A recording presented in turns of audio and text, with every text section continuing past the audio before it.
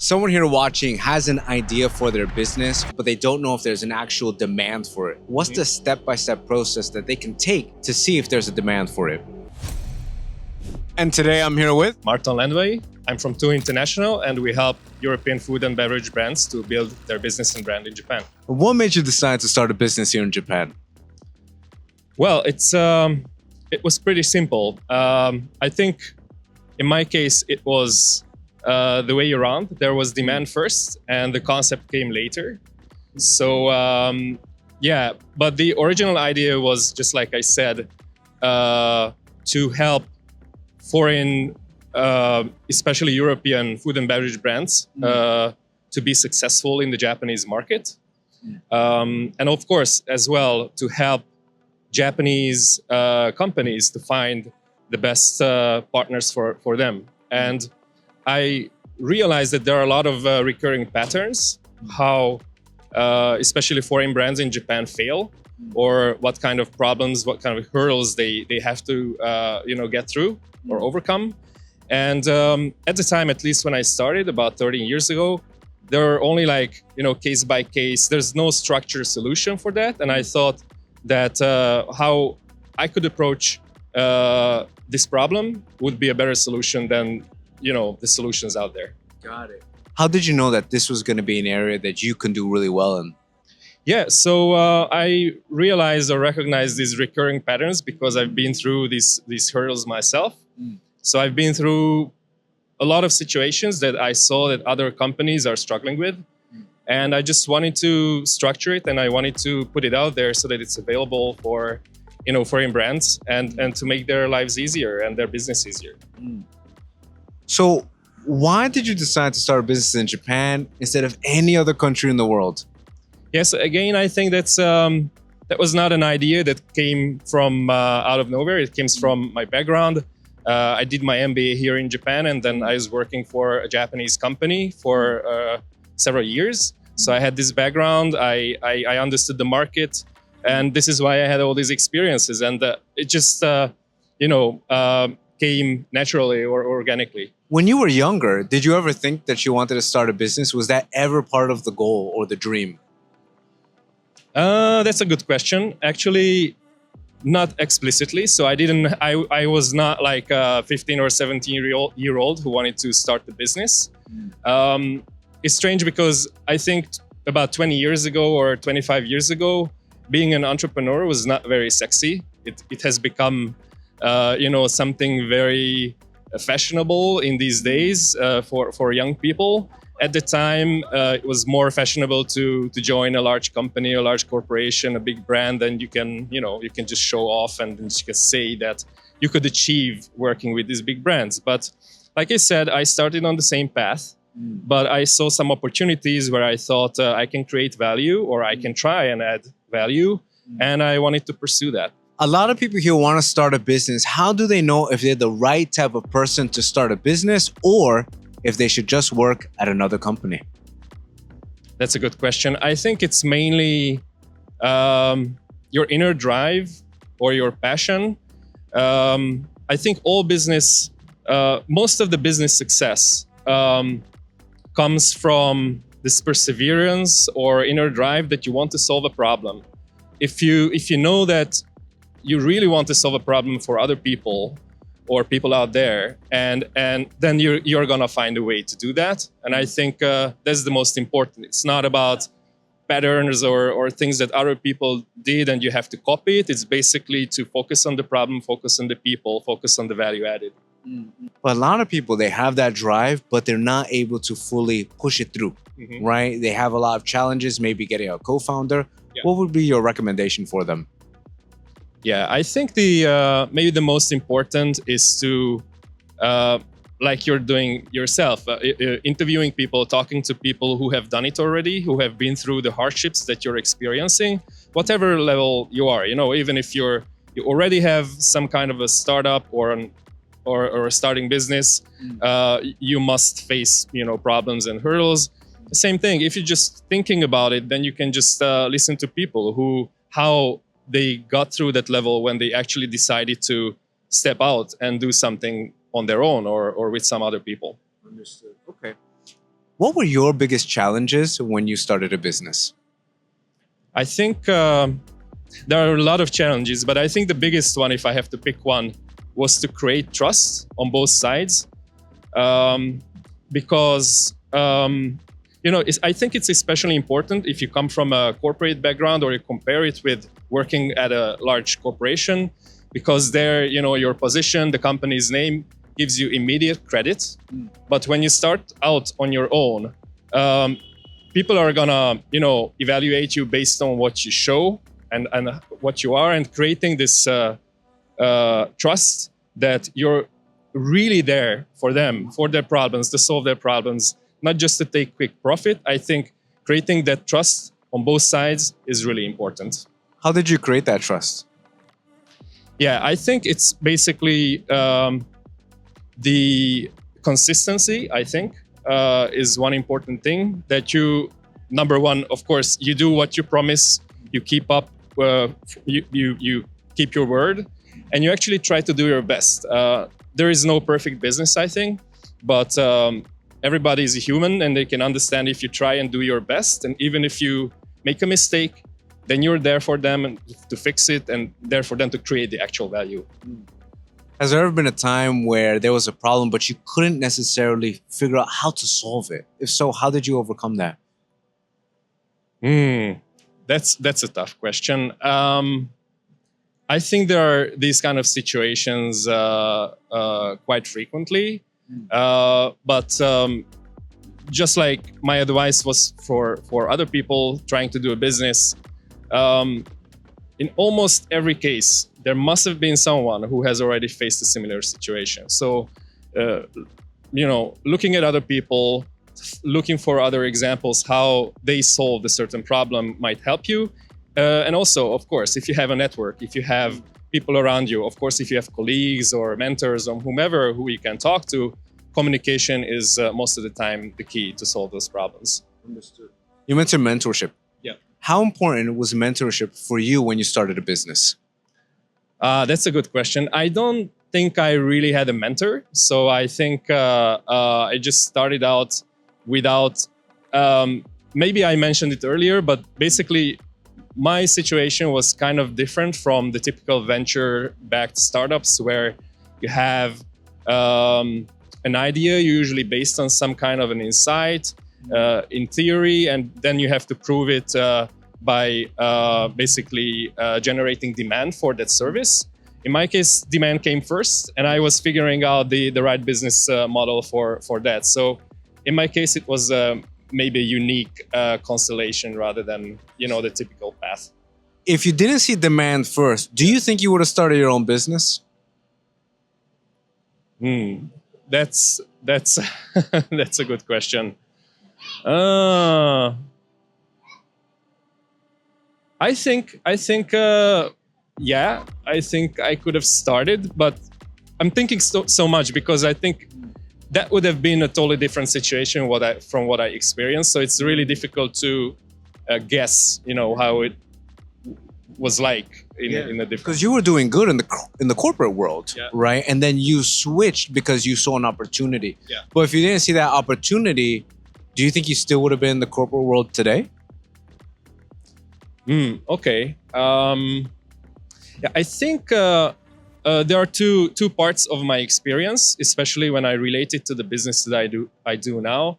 So I was in investment in finance before, and now I'm doing something totally different. I'm in a different industry, but the patterns that I mentioned earlier are true for almost. So it was more like an intercultural, international business behavioral pattern or business management pattern that I'm talking about, rather than actual technical knowledge of a certain industry. So I think the two are related because I gained experience mainly in finance and that sort of business areas. But what I'm trying to do here is really more general. It applies to more of the foreigner in Japan experience or foreigner, trying to be successful in a Japanese business environment. What are some of the misconceptions that foreigners have about starting a business in Japan? Yeah, I think the biggest one that comes to my mind now is that many foreigners have overconfidence because of their business experience outside Japan, especially in Western countries.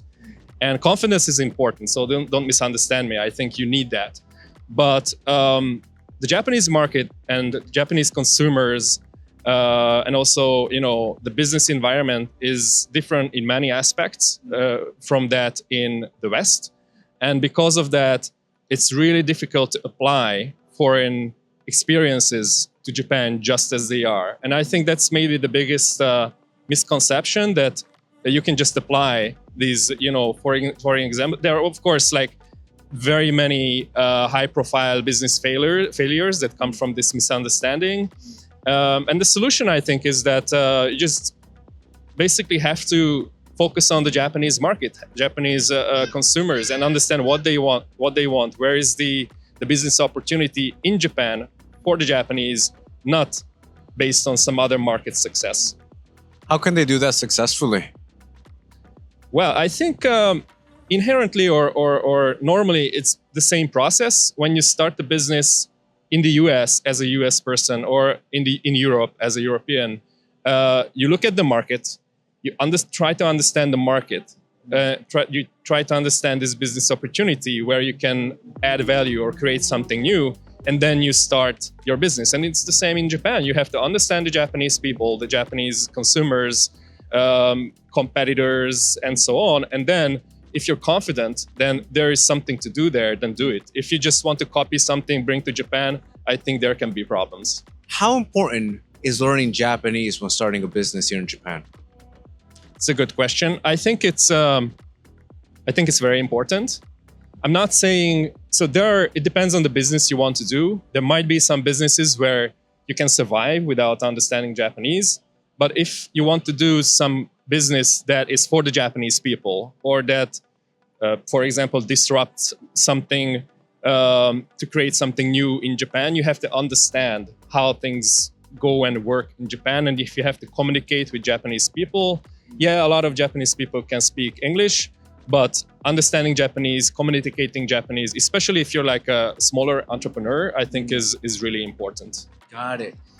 And then you were mentioning how you worked in the corporate world here. So did you learn Japanese through a Japanese language school or through work? I'm from Hungary, and I learned most of my Japanese back in Hungary. So after I came to Japan, I was basically just using it. So of course, the level of my Japanese improved a lot while living here and using it here. But I didn't take serious Japanese lessons after coming to Japan. You mentioned that confidence is important. So how can people who struggle with self-confidence improve their confidence when starting a business? Okay. So self-confidence is very important. But I think if you don't have that, it's basically because you feel that something is missing or you don't have enough experience, then you just have to fill in the void. You just basically have to look for proof or information that backs up where you want to get to and what you want to do and gives you confidence. So you can, gather information from the market. You can also tie up with other people who are like-minded, or just ask for advice from somebody who you respect, who you think that would give you enough confidence to use their knowledge or experience. If someone already has a business model, how can they be confident that's going to work in Japan? Well, you have to test it. So before you go big, you definitely have to, like you said, first identify your business model. But then you have to justify that there is actual demand. So you have to go out, gather feedback, if possible, just collect potential customers who can be your customers when you start your actual business. And I think that's the best way to test it before you actually put in any money or risk anything, your job or anything. When you started your business, how did you find your first few customers? Yes, I think I found my customers through my network, but like I mentioned, I think my case is kind of unique because the demand came to me, and I was seeing a problem that I can solve well, or at least at that time I thought I can solve it better than something out there, and maybe this is also why they approached me. And this is how it started. And then basically only after that, I started to structure it and started to come up with a business model that is repeatable and that can grow. How do you come up with a business model that is repeatable and that you can scale? Yeah, so that's I think that was again trial and error. It's kind of like feedback. So if we did something well and our services were continued, so they renewed our contract, or they introduced us to somebody else that, hey, this is good, you should try it as well. I think that's a positive sign, and you can think about how to not standardize it, but make it something more visible or repeatable. There's a lot of people who start businesses and it fails. Why do you think that is? Yeah, I think it's just there can be several reasons, but one of them is that they might have not confirmed if there is real business, there's real demand out there, or they were just too early to jump into. They left out some steps that they should have done. They didn't really look into aspects of actual business that's necessary for success.